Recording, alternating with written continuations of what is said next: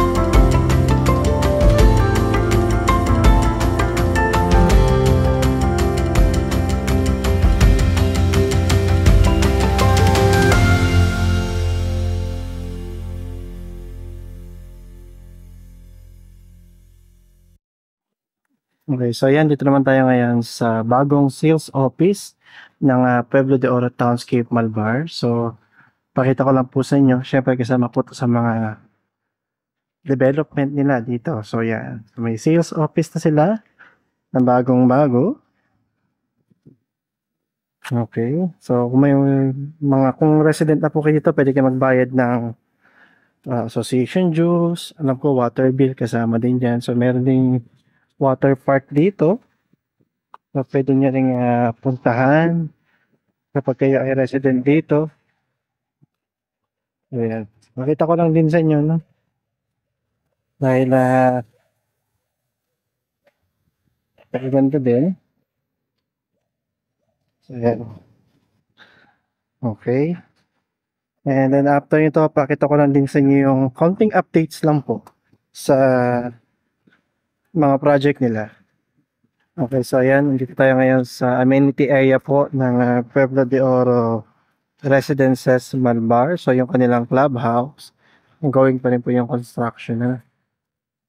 So, pero ayan, at least nakikita po natin na ginagawa po talaga yung mga amenity nila. And ito po yung kanilang basketball court.